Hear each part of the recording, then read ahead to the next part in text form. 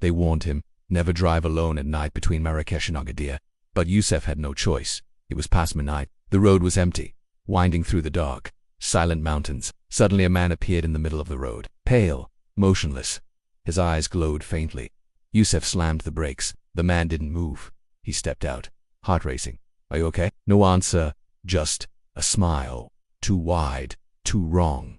Then he vanished. Terrified, Yusuf jumped back in his car and sped off, only to find the same man standing in the road again. No matter how fast he drove, the man appeared ahead, over and over. Yusuf passed out from fear. Locals found his car at dawn, doors open, engine running. But Yusuf, he was never found. They say a genie haunts that road, pretending to be a stranded waiting for his next ride. If you think this story is scary, wait until I tell you about the one where the mysterious woman made the taxi driver turn around. Or check out this terrifying tale where hitchhikers met a horrifying fate. They say some roads are best avoided, especially when the sun goes down. Take the Marrakech-Agadir road in Morocco, for example, winding along the high Atlas Mountains. It's a route many travelers take, but locals warn, don't do it alone after dark. Apparently there's something out there preying on lone drivers, and it might not be human. It all started when a guy named Yusuf decided to make the journey from Marrakech to Agadir. He was just an ordinary guy who loved driving fast cars. So when he heard about the spooky road, he was more intrigued than scared. Plus, he needed to get to Agadir quickly to visit his sick grandmother.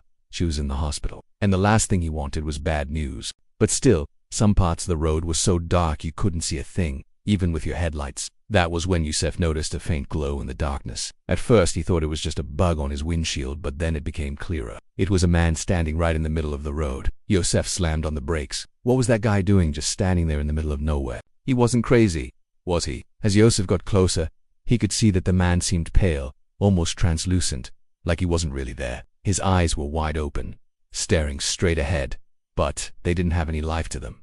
Just a faint glow. It was eerie, like something out of a horror movie. But before Yusuf could react, the man vanished. One moment he was there, the next he was gone.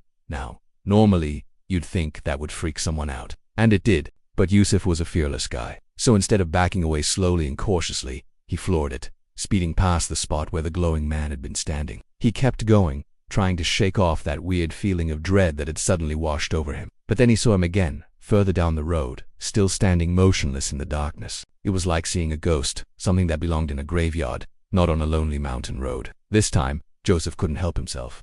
He had to stop. He turned the car around and started heading back. He wanted to see what was going on, to figure out who this creepy dude was and why he was haunting the road. But every time Joseph approached, the man vanished into thin air, only to reappear a little farther on, always standing perfectly still.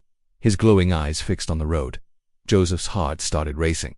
He felt a cold dread creep up his spine. He tried to convince himself it was just some trick of the light, maybe a hallucination brought on by fatigue. But deep down, he knew there was something seriously wrong here. Something ancient and evil seemed to be lurking in the shadows, watching him, waiting for him. He turned the car around again, determined to get away from this place, to put as much distance between himself and the glowing man as possible. As he sped along the winding road, the darkness pressing in around him, Joseph couldn't shake the feeling that something was hunting him. The engine of his car became a lifeline, the headlights a shield against the encroaching darkness. But then he saw him for the third time right in front of his car, standing silently in the road.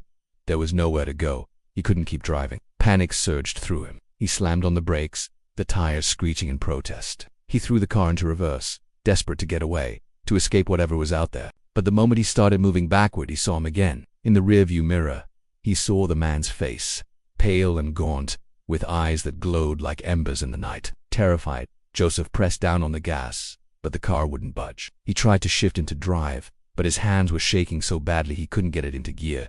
He felt a cold dread grip him. Was this the end?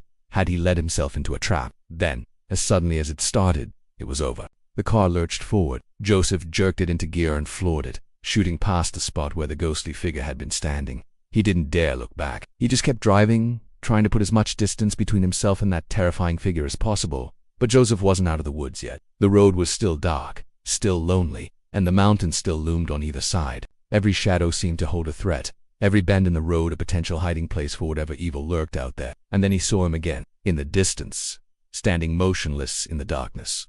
Again, Joseph slammed on the brakes. Why wasn't this nightmare ending? What was out there? Was it a ghost, a demon, something else entirely? The questions pounded in his head as he sat there frozen with fear. He turned the car around once more, but as he began to move, he saw him again, up ahead, still standing silently in the road. Desperation clawed at him. He swerved into the other lane, trying to go around. But wherever he went, that terrifying figure seemed to appear, always just out of reach, yet always visible. And then he saw it again, up ahead, blocking the road. With a sudden surge of adrenaline, Joseph floored it, aiming for the other lane. He had to get past this, break free from whatever curse had been cast upon him. But just as he thought he'd escaped, he saw it again. Blocking the road ahead, the man vanished, leaving Joseph to careen into the darkness alone. In the end, Joseph never stood a chance. Some say the spirit took him then and there, dragging him down into the darkness. Others say he simply lost control of the car and plunged into the abyss.